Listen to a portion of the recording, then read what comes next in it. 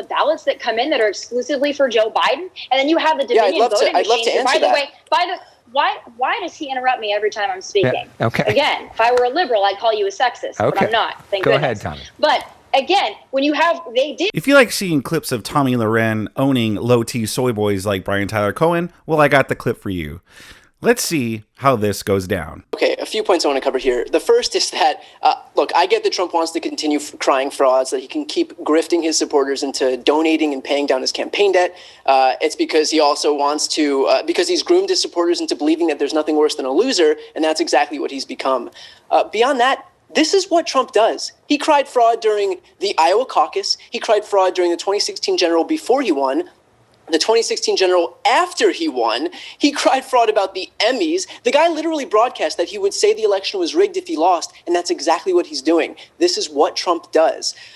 Beyond that, if there's any legitimate evidence of fraud, they'd have presented it in court. That is quite literally where the fraud issues are adjudicated, and yet not in any of the 59 cases that Trump and his allies have brought forward has a single evidence of fraud been proven. This whole last month has been a legal shellacking for the Trump team. The only reason that Republicans and Tomi like to make these claims is that it was never about winning in a court of law. It was about winning in the court of public opinion.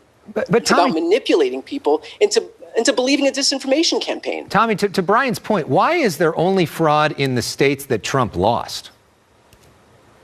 Well, when you look at swing states, I think it's very important to understand that we have legitimate questions that need to be answered. How does their mail-in ballot drops in the middle of the night after voting was, which they tell us that they stopped counting. And then the middle of the night, they have thousands and thousands of ballots that come in that are exclusively for Joe Biden. And then you have the Dominion voting machines. I'd love to answer that. Why does he interrupt me every time I'm speaking? Yeah, okay. Again, if I were a liberal, I'd call you a sexist, but I'm not. Thank goodness. Go ahead, Tomi. But again, when you have, they did a forensic imaging of the Dominion voting machines in Antrim County, and they did find through that investigation that there were major problems with those voting machines, and those were used in 24 different states. So yes, we need an audit of the vote. We need to make sure that we have signature verification. You can't just send in ballots with signatures that you're not going to verify that all say Joe Biden on it and call it a day. No, we have legitimate reason to question with the mass mail-in voting that was brought on by the Democrats under the guise of coronavirus. We have legitimate reason to question it. And you know, being in the state of California, that not only do you have mail-in voting that you had for a long time, you have ballot harvesting with no signature verification. And you want to tell me that that's safe and secure? Then you take that California model and you spread it all around the country, and you expect people like me to sit up or sit down and shut up and not talk about voter fraud? No, I'm very well aware of what goes on in California and how the Democratic Party was able to spread that around the nation. But quickly, I mean, absolutely. Listen, I know I'm going to get a lot of heat. They're like, oh, this is an older clip. Like, yeah, listen, it's an older clip, but these conversations are still happening. This is still important because there's still a lot of people that say that there was no shenanigans in the 2020 election. But listen, again, you would have to have your eyes completely closed or just be willfully ignorant to not acknowledge that some shady stuff went down. They try to even gaslight us by telling this was the most secure election in history. Why would you have to tell everybody that this is the most secure election in history or years or however they put it when they dropped a lot of the security measures? When you could just allow mail-in ballots willy-nilly. Like, yes, we've had mail-in balloting, but it was more secure. Like, there was a secure way to do it. Like, you had to have a reason to do it. But now you just have mass mail-in balloting, and you still have mass mail-in balloting. Like, it's going to leave it up to shenanigans. So how is that even possible? You'd have to lack complete common sense in order to not think something was up. But what do you guys think about that? Sound off in the comment section below. Let's continue. As a follow-up to that, why, if that's such a Democratic advantage, did Republicans do so well when it comes to congressional seats in California? Donald Trump obviously lost here big, but Republicans won big on those very same ballots. Well, California is an issue and an aside from that. We're talking about the swing states. Trump was never going to win California. I think we're all aware of that. But we're talking about these swing states that had voting stop in the middle of the night, ballot drops, mail-in ballot drops, and with no signature verification. If you're not going to verify the signatures and you want to have mass mail-in voting with no signature verification, how is that unreasonable for people like me and for other Trump supporters to question that? How is that unreasonable? Brian, quickly to you. Yeah, I would love to answer this. Okay, so first of all, when you describe a ballot dump, that's not evidence of fraud. It's literally votes being counted. All votes are counted in batches. They're never counted one by one. And when those votes come in from excuse me, Tommy, I'm sorry, I'm so sorry, but I'm actually speaking right now. So when those votes come in from Democratic population centers. Yeah, Tommy, shut your mouth because a strong, independent soy boy is talking. Like cities, Democrats' numbers go up. That's not fraud just because those votes are for Democrats. Second of all, the issue of no signature verification, that's completely false. In Georgia, the signature's not only verified the first time when the absentee ballot request comes in against the voter registration file, it's then verified again when the actual ballot is returned. So when you say that there's no signature verification, you are lying. The courts have said there's no fraud. Donald Trump's own appointed judges have said there's no fraud, including his appointed judges in Georgia, Wisconsin, the Third Circuit, the 11th Circuit, and the Supreme Court.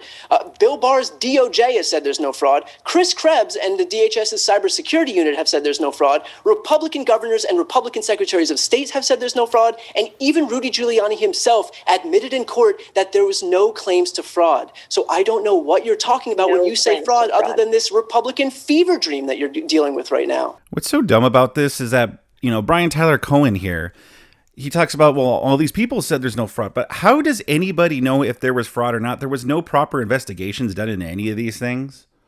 I think over the years, there have been cases here or there that have been won that have found, yes, there was fraud. But of course, so then they had to change it to, well, no, yeah, there's fraud, but not enough to swing the election. Okay. But how do we know that? Like, we never investigated any of it. And I think that's another thing that pisses me off is that we never investigated any of it. Like, we never really investigated it. With the Russian collusion hoax, oh, yeah, there was a big investigation, Oh, January 6th, oh, yeah, we really went into that. Oh, but the 2020 election, nah. No investigation needed. Like, there was never court hearings. Like, they all got thrown out, like, so fast. So there was never any hearing. So how can anyone say on either side definitively whether there was or not? Like, even me, I don't say definitively, yes, there was fraud. I say I believe there was fraud. I believe there was shenanigans. But I don't know for sure. No one knows for sure. No one on either side knows for sure. Word, Tommy? Yeah, I would like more forensic imaging on your Dominion voting systems and tabulations. I would like more forensic imaging. Is that too much to ask? You have nothing to add? You have nothing to add? Well, what about the rest of the things? What about you said there was no signature verification in Georgia. There is. Aren't the Democrats the ones that are fighting that for the runoff, that they don't want AAA signature verification? Isn't that the Democrats that don't want that on absentee ballots? The Democrats are keeping the exact same procedures that were there passed by that Republican-led state in the regular general election. So I don't know what you're talking about. You brought up all these claims of fraud, and then you're not actually able to back them up. You're just spouting platitudes. All right, let's talk for a moment about, you guys both brought up Georgia. Let's do these as quick takes, hopefully, because we can keep going all day long. Georgia runoff, a lot at stake there. It's going to determine control of the Senate. Big picture, what's the biggest difference for the country if there's a Democratic control versus Republican control? Brian, quick take to you. Sure. If Democrats control the Senate, guarantee you the first order of business is going to be relief to the American people, stimulus checks, $15 minimum wage, federally decriminalized marijuana, expanded access to health care, which is especially important now with this pandemic, and codifying protections for women's reproductive rights, which I know Tommy supports, even if she advocates for a party that is actively trying to strip her of those rights. Tommy, biggest difference if Republicans stay in control?